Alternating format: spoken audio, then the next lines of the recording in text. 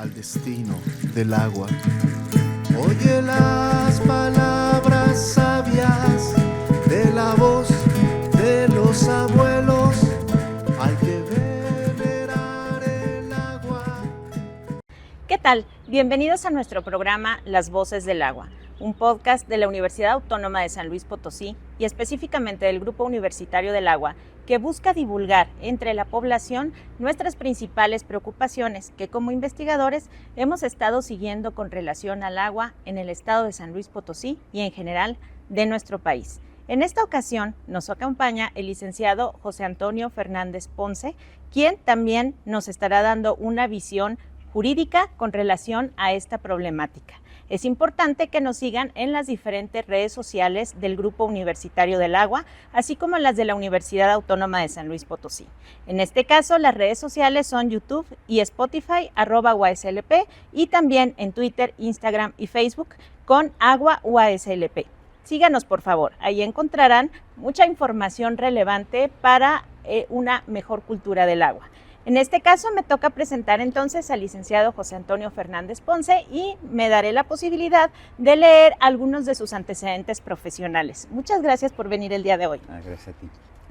Bueno, él nació en la ciudad de San Luis Potosí y es abogado también egresado de nuestra Universidad Autónoma de San Luis Potosí por la Facultad de Derecho, abogado Ponciano Arriaga Leija. También cursó justamente la maestría en Administración de Impuestos en la Facultad de Contaduría y Administración, en donde nos encontramos en esta ocasión. En el campo de los estudios de los servicios del agua potable y algunos servicios inherentes, como abogado se ha desempeñado en algunas actividades como las siguientes. Actualmente colabora como consultor de legalidad con la empresa Alianza Tecnológica para la Transformación del Desarrollo en la implementación de su programa de autosuficiencia para la gestión del agua y en organismos operadores y empresas prestadoras de los servicios de agua potable y de saneamiento. Es consultor independiente de diversas empresas especializadas en la prestación de servicios de consultoría y de administración integral de organismos operadores de agua potable y empresas de agua y de saneamiento, desde 2011 hasta la fecha. Consultor también de la Comisión de Gobernación y Puntos Constitucionales, así como asesor también de la Comisión Especial del Agua durante diferentes legislaturas en el Congreso del Estado de San Luis Potosí, así como también encargado de la elaboración de diferentes dictámenes realizados a través de diversas iniciativas en materia de agua potable y saneamiento del 2001 al 2009. Ha sido jefe del Departamento Jurídico del Organismo Intermunicipal Metropolitano de Agua, Alcantarillado, Saneamiento y Servicios Conexos del municipio del Cerro de San Pedro, San Luis Potosí y Soledad de Graciano Sánchez, Interapas, desde el año 2001. Y bueno, pues el día de hoy lo tenemos para poder entablar una plática, para poder dar a conocer cuáles son, pues para empezar, los diferentes componentes del derecho humano al agua.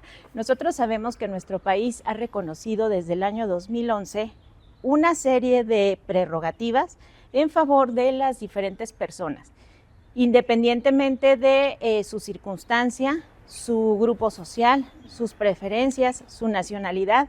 Es decir, que se trata de derechos que son inherentes a cualquier ser humano, independientes también del género y, digamos, de su ubicación geográfica.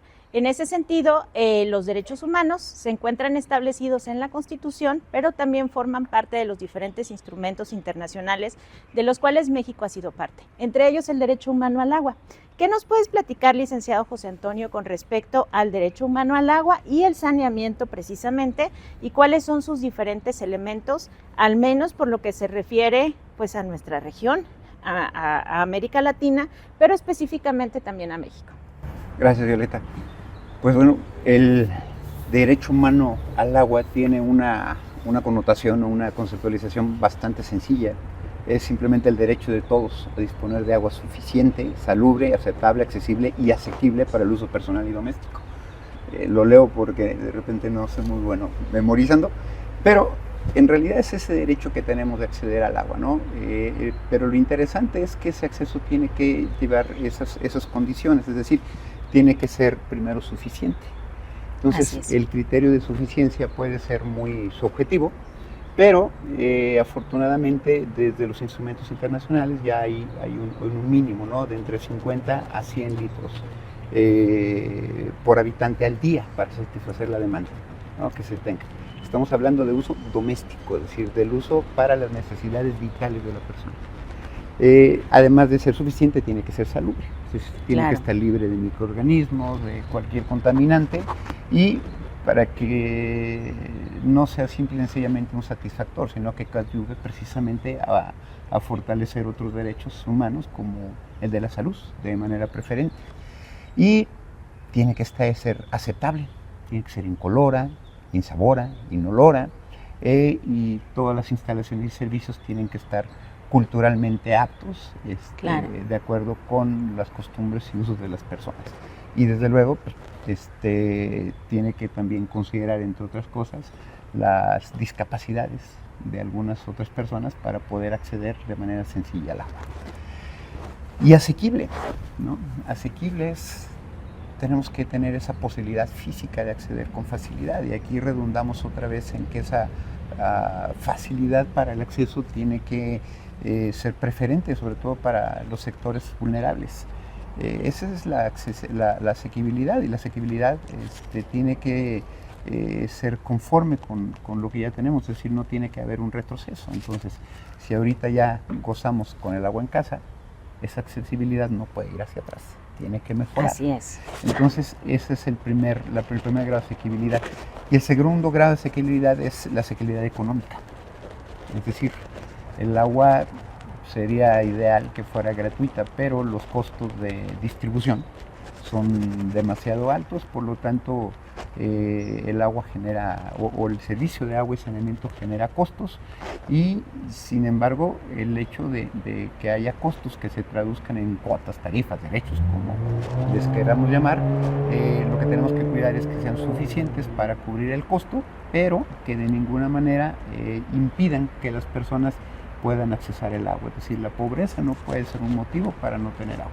Exactamente, y que ahí es donde, al igual que con todos los derechos humanos, cada uno de los países tiene que alinear sus diferentes instrumentos, tanto constitucionales como de cuestión normativa, de política pública, presupuestales, para poder dar cumplimiento a estos niveles. En mi opinión, el derecho humano al agua y al saneamiento es uno de los derechos que tiene a lo mejor una mayor posibilidad de ser determinado y determinable bajo ciertos parámetros. Sin embargo, estos parámetros no son nada sencillos de alcanzar, así como tú lo estás comentando.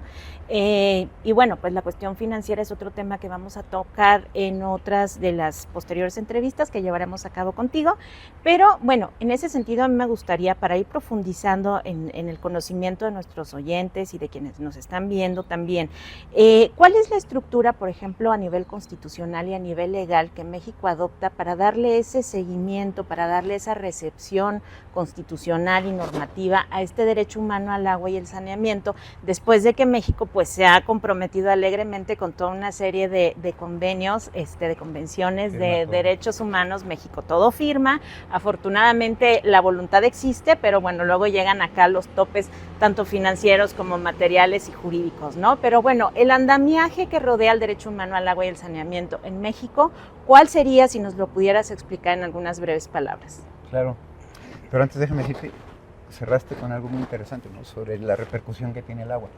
Los profesionales de la salud suelen decir mucho que una llave de agua da más salud que un hospital completo.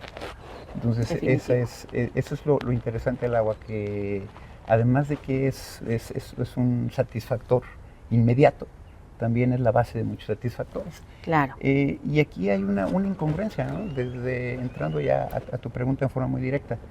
Yo recuerdo que desde los 90s, cuando empezó, digamos, el boom de la mirada del cuidado al ambiente y empezó a permear al derecho y empezó a crearse el derecho ecológico, se hablaba de muchos nichos de ecología y de cuidado al ambiente, y siempre se hablaba del agua, pero del agua siempre se habló de forma complementaria. Claro. Es decir, el agua nunca fue, con toda la importancia que tiene, nunca tuvo un enfoque inmediato, directo, que lo objetivizara por sí mismo. Entonces, siempre el agua fue de la mano de otros derechos humanos. Y llama la atención porque tuvo que pasar casi 20 años, ¿sí?, porque fue hasta 2002 cuando en realidad se empieza a fijar la idea de un derecho al agua, un derecho humano al agua. y esto se hace, si mal no recuerdo, en noviembre de 2002 a través de una observación general, la observación número 15 del comité, tú sabes mejor el nombre que yo, el Comité de Derechos, bueno, aquí lo tengo. El Comité de Derechos Humanos y la observación Económicos, general sociales 15. y culturales. Así es. Exactamente. Entonces, esta observación general número 15 fue la que propiamente establece ya el concepto del derecho humano al agua. Pero no solamente lo establece como concepto, sino que lo desgrana. Las características que ya dijimos, ¿no? de que sea asequible, salubre, etcétera, están establecidas desde ahí y están explicadas. Y nos establecen un alcance del cual los estados que son parte se sujetan a cumplirlos. Pero bueno, la verdad es que esto fue en 2002, pero tuvieron que pasar prácticamente 10 años para que en México se reflejara como un derecho humano en la Constitución Política de los Estados Unidos Mexicanos. Entonces, esto fue precisamente hasta 2012, con la reforma, o mejor dicho, con la adición de un artículo, perdón, de un párrafo sexto al artículo cuarto de la Constitución, donde ya introduce este derecho, con un concepto que es básicamente una literalidad del que establece como dije, perdón, el Alzheimer. No, la observación general número 15. Básicamente son los mismos términos. Entonces, ahí queda ya por primera vez, 10 años después de que se habla, queda ya fijado en la Constitución el derecho humano al agua. Claro.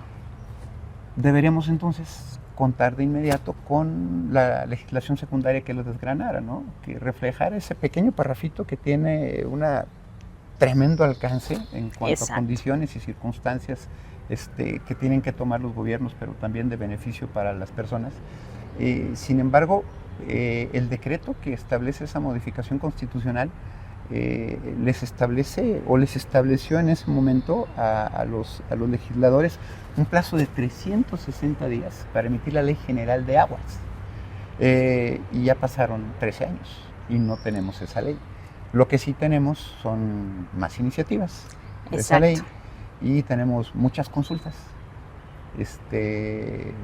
Que se supone, las consultas van a solicitar la opinión de los actores, de todos quienes participan en este proceso de los servicios de agua, pero bueno, pues hasta la fecha no tenemos la legislación, pero también, y esto es una apreciación muy personal, me da la impresión que la consulta no ha sido lo profunda que se esperara, ¿no?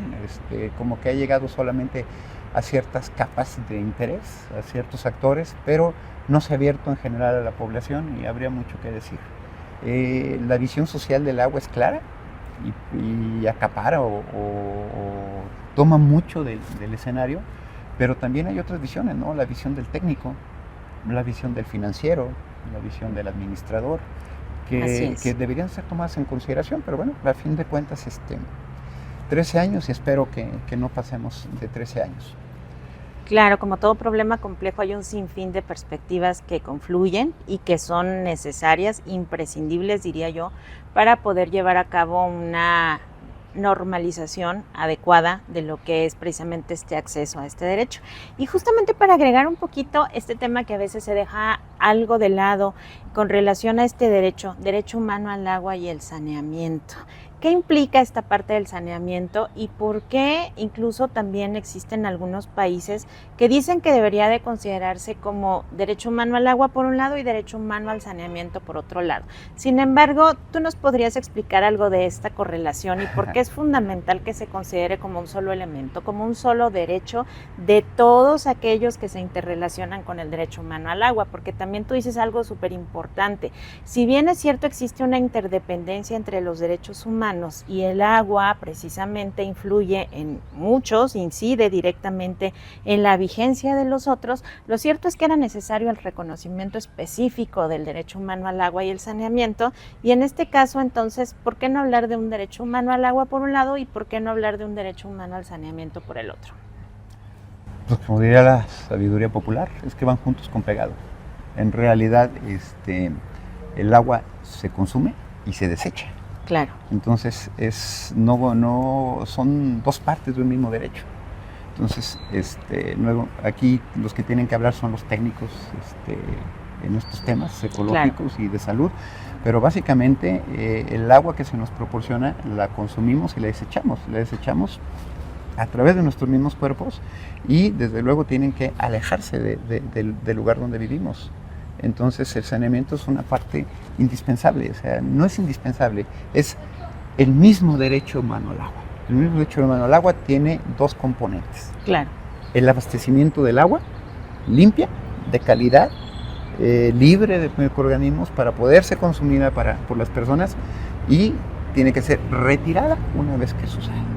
Entonces puede ser retirada precisamente por las actividades, por lo mismo de la expulsión del cuerpo, pero además porque pues, con ella lavamos desde los trastes hasta la ropa, hay quienes sabemos eso, ¿no? Entonces hay que tirar esa agua y hay que retirarla, no puede quedarse ahí en el hogar o en las locaciones donde se utilice, porque será una fuente de contaminación. Entonces el agua que abasteces, si no la retiras, pues en lugar de ayudar, terminará siendo un foco de infección mayor. Claro, es un poco como el reconocimiento de estas diferentes fases de utilización del ciclo del uso humano del agua, ¿no? Entonces es, por un lado, el tener agua suficiente, aceptable, asequible, accesible para el propio consumo, pero también la posibilidad de desecharla e incluso volverla a incorporar a otros usos. De hecho, lo interesante es que hablamos de agua potable y saneamiento, pero si tú revisas la mayoría de la legislación en las entidades federativas, siempre hablamos de servicios de agua potable, alcantarillado, drenaje, saneamiento, como hemos dicho, tratamiento y, no recuerdo el otro, volver a hacer uso de ello. Pero de eso, reuso del agua.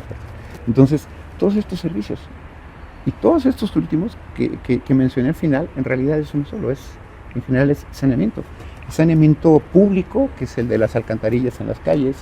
Hay saneamiento en los lugares privados, que son en las casas, o en los lugares de uso común, como Claro. aquí, como en la escuela. Entonces, en realidad, el saneamiento es mucho más complejo de lo que parece. Y también en el tratamiento de tarifas hay muchas complejidades. Exactamente, y justo a esa parte me quería yo dirigir ahora que tú hablas de todos estos elementos y de la complejidad que entrañan para el Estado el darle cumplimiento en su extensión a todas las fases, a todas las diferentes acciones que demanda de parte del Estado el cumplimiento del derecho humano al agua y el saneamiento.